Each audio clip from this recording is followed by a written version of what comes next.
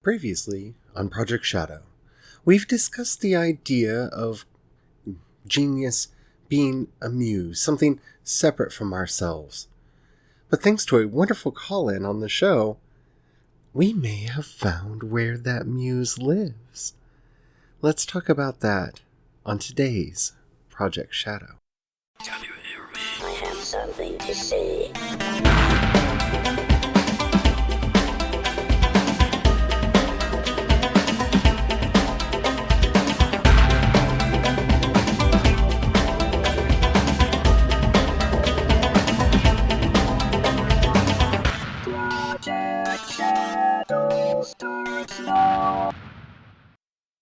Hello everyone, how are you doing today? My name's Charlie. You might know me better as sci-fi fantasy writer C.E. Dorset, especially if you're reading my new book, Crucify My Love, or following the madness over on World Anvil, where I'm creating the Arsalem Hour universe over there, because I am, and it's a thing I'm doing for reasons.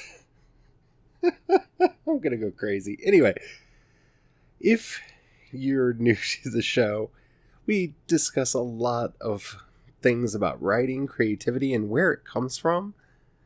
I am so excited to do today's episode because I say this too often. I'm 42. I've been studying creativity for a very long time, and I don't know how I missed this idea. I don't know how. But before we get into all that, if you haven't already, please do take a moment to rate this podcast in whatever app you're listening to me on. It really does help out a lot. It tells the algorithms to share the podcast with more people. The more people that listen, the bigger the community.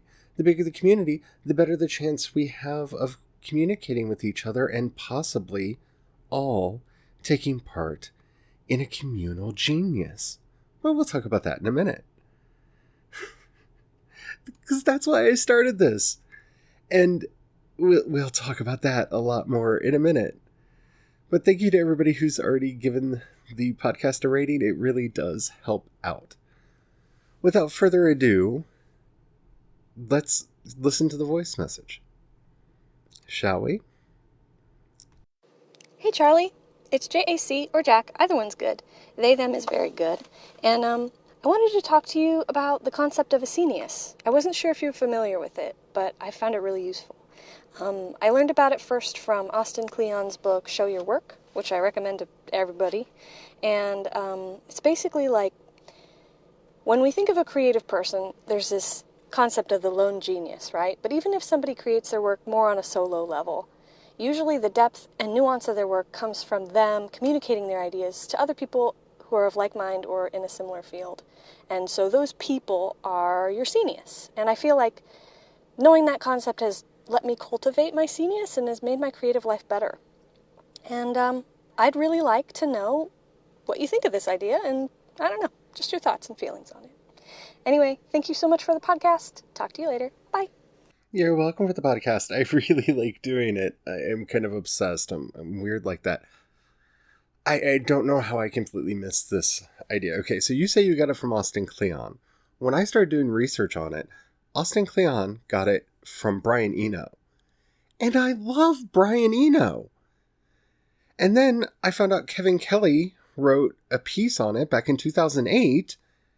And I used to read everything that Kevin Kelly wrote back then. So I don't know how I missed this idea.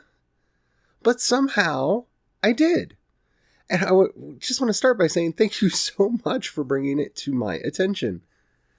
Okay, so they did a very good job of explaining what a Scenius is to everybody on the podcast. So I did some digging because that's the kind of person that I am, you know?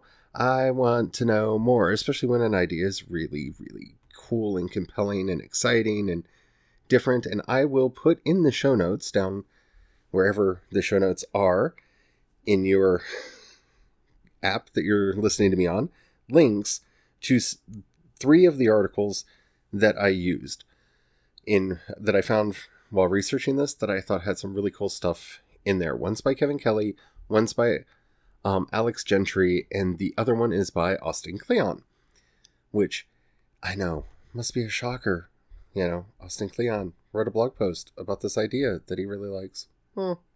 Okay, so before we get into, like, how I feel about this idea and all of that, the idea was created by Brian Eno when he was a student in art school, where he was being taught, as he put it, and I quote, I was encouraged to believe that there were a few great figures like Picasso and Kandinsky, Rembrandt and Giotto, and so on, who sort of appeared out of nowhere and produced artistic revolution.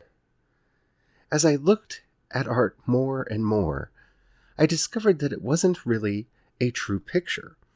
What really happened is that there was sometimes very fertile scenes involving lots and lots of people, some of them artists, some of them collectors, some of them curators, thinkers, theorists, people who were fashionable and knew what the hip things were.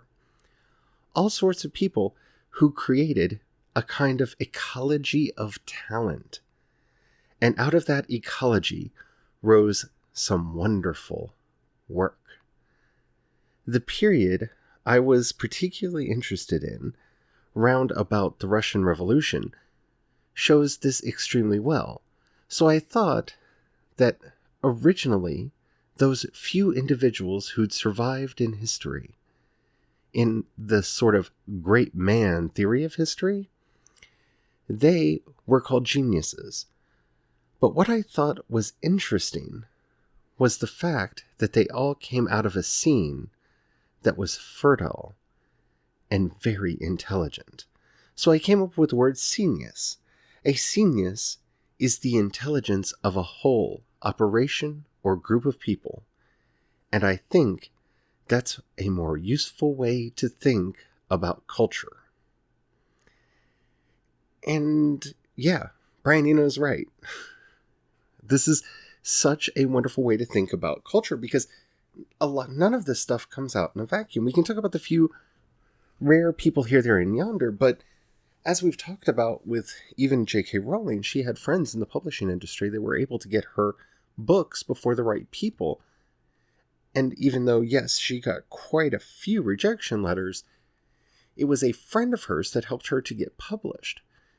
So even someone like her who didn't necessarily belong to this kind of cultural scene required others. And I've often felt this to be the case. I've seen this throughout my life, and now that I have the term Scenius, I can say that I've been a part of several of these. Back when I was in high school is probably when it started for the first time for me. Because we were all freaks, and we were artists and singers and musicians and writers, and I went to a very arty high school, and we all pushed each other to do better and better and better work, even though we did completely different kinds of work. And that pressure that we put on each other was never judgmental. It was never, no, you shouldn't do that. It was always, can you do that, but more? And it allowed for us to grow and develop and become some really good and talented artists today. Now, none of the people from the social group that I ran around with are particularly famous. Some have some good-sized followings on Instagram, especially the couple friends of mine who became tattoo artists. But it all made us better. It made us who we are. This is an idea that's time has come. Y'all know that I have a very strong anarchistic tendency in me, and I don't like this idea that there are great people that pop up here, there, and yonder, because it's not true. There's always a group. When you look into any person in history, there's always a group that surrounded them. And then there's the fairy dust that gets sprinkled on top. No one is just great because they willed it so. There's always a bit of luck, and there's always a large group of people helping them to get there. Your Stephen Kings and the various writers that he used to talk about. I mean, I'm not a great anything, but I spent most of my childhood following around writers that I admired and asking them questions at conventions because I knew it was something that I wanted to do. And it's been something that I've really wanted for a long time, to have a place where all of that can come together and we can build a community.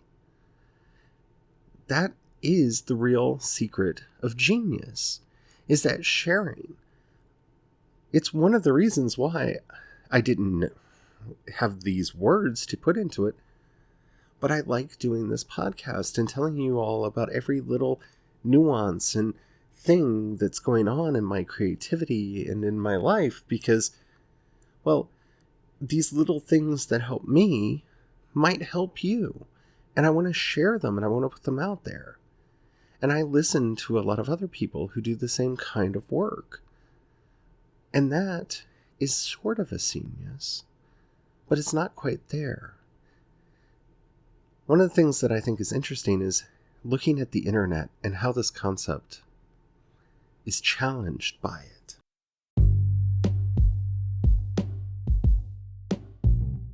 The last major mental breakdown that I had was after I found out about a group called the Futurians.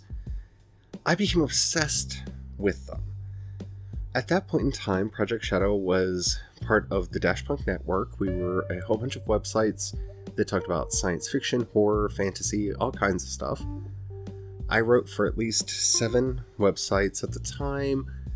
We reviewed everything. We talked about everything. We were doing about 9 podcasts, I think, at one point. And we were looking at this idea of launching a fan club, actually starting a fan club, but not a fan club of us, but a fan club of science fiction. And I was doing a lot of deep dives into the history of science fiction and fantasy fandom. And along the way, I encountered mentions of this group, the Futurians. I hunted down everything that I could find about them. I even bought a book on eBay that was all about their history and their founding, and everything that went on with them all the way up to their dissolution. Now, the Futurians is a science fiction fan club that ran from about 1937 to 1945. They were based out of New York City, and, well, let me just name some of the members of the Futurians. This may help you understand some things. Isaac Asimov, James Blish, Damon Knight, Mr. and Mrs. Dirk Wiley. These were all members. Frederick Pohl. These were all members of the Futurians. The Futurians created some of the greatest and most memorable science fiction and fantasy writers of their era. And they were a fan club. They were a fan association. And I wanted to know everything that I could about them, because the idea that something like that once existed, and now that we have a word for it, this Scenius existed in New York City once upon a time, I wanted to know more. And we actually sat back and reorganized everything that we were doing so we could try to start that kind of an organization. And, well, let's just say working about 18-hour days, 7 days a week for 7 or so years straight is not good for your psyche. And, things collapsed. But when we brought Project Shadow back, when I brought Project Shadow back and started pushing forward with this, I still had in the back of my mind that I wanted to make a modern day Futurians. I wanted to make a group that could share and join forces to create some of the greatest artwork that was possible.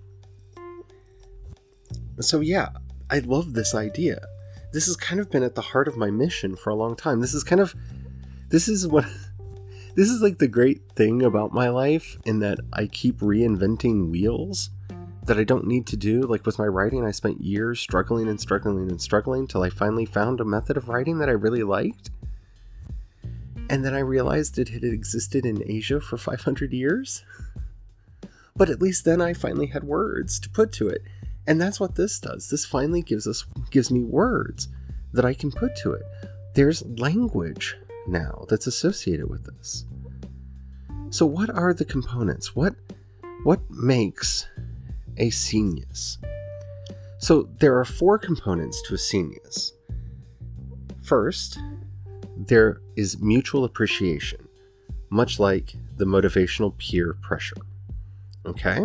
Second, there's a rapid exchange of tools and techniques in which as soon as something is invented, it is widely shared among everyone within the Scenius, as everyone within the Scenius is united in a common language.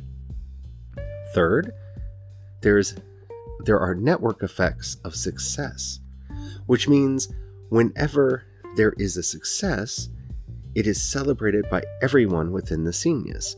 And fourth, within the Scenius, there's a local tolerance for the novelties, which means that renegades, mavericks, unusual, and revolutionary ideas are protected from tampering by a buffer zone. Scenius, in other words, is a flourishing space for non-conformity. That, by the way, is a quote from the article What is the Scenius by Alex Gentry that I will be linking to in the show notes. Non-conformity. You know, that's like my favorite word in the universe. I use it so much. It's something that I'm always saying. Stop conforming. Stop being what other people are. Stop trying to reinvent somebody else's work. Make your own work. Find your own path. That's what a Scenius is. And that's something that I think that we can do together. And I'm not brazen enough to say that I am going to found a Scenius. But I think we can. I think we working together can definitely do this. We can share our work with each other. We can develop this camaraderie. See, a lot of this idea of Scenius is what I'm talking about at the beginning of every episode when I say that I want a bigger community, so we can actually interact and talk to each other. That's what I want here. And that's what we have started building. This is such a good idea. We need to develop it locally. We need to develop it online. We need places where we can come together and share all that we're learning and all these ideas. And most of all, it needs to be a place that's free of judgment and welcoming of non-conformity. Because honestly, I don't know a more beautiful word in the English language than non-conformity. I don't like being like others. I like being myself. I like being different. And I want to spread that enthusiasm, that joy of difference. Because I don't want friends that are just like me. I don't want to read books that are just like what I write. I want to see what all's out there. It's the nature of creativity. And I think we've seen a couple of these starting to form. Be it the writing community on Twitter, which is literally #writingcommunity, that's been very supportive for me, and hopefully I've been for others over there. With podcasts like this one and quite a few others that I can think of. Yeah. I think that this is something that we can do, and I think it's something that we have the tools to do. Be it on Twitter or Facebook or through our individual YouTube channels, podcasts, and what have you. This is such a beautiful idea. Because I've always believed that the genius is something that lives outside us. Because I show up for work, and sometimes that muse shows up, and sometimes the muse doesn't, and I just light a candle and invite the muse to come, and if the muse doesn't, then it's not my fault. I showed up that day, and I can at least get some words down, even if they're terrible. But now, knowing where the muse lives, see, that's the real thing there, isn't it? Having a place where we can go to find that inspiration, that support. This is such a lovely idea, and I want to thank you, Jack, for bringing this up. It really is opening my eyes to a lot of possibilities. And I don't know if this is necessarily the episode that you wanted when you shared it, but there is a chance that all week is going to be on this topic because I have so many thoughts and I try to keep these episodes short. So yeah, Scenius. Definitely let me know what you all think about that. If any of you have any ideas, I would love to hear them. In the show notes, you will find a link to the voice message system. You can use it like Jack did to send in a voice message. Those really do mean a lot. I get so excited whenever they come in, especially because they're usually so good. Yeah, I would love to hear from you. Keep it short, keep it sweet, keep it clean so I can use it on the show. I would love to hear from you. If you want to hit me up on Twitter or Instagram, I'm CE Dorset on both. And you can find links to everything that I do over at Project Shadow. If you haven't already, do take a moment to rate the podcast. That really does help out a lot. If you have $1 that you can spare, you will find a link in the show notes to both the community support and to my Patreon. The difference between the two is people on Patreon occasionally get stuff. Yeah. Thank you to everybody who does that. It really does mean the world to me. If you don't have any money right now or you just don't feel like giving, that's fine. But if you know somebody you think would like this podcast, do share it with them. That helps out a lot too. I am so excited about this idea. You have no clue. Like, I'm really going to be digging into this and seeing what all we can do, because I think we have the tools to bring one of these creatures about. And I think that would be something wonderful. Something I would love to be a part of. Again. Until next time, thank you all so much for listening, and whatever you do, don't forget to have the fun. Bye.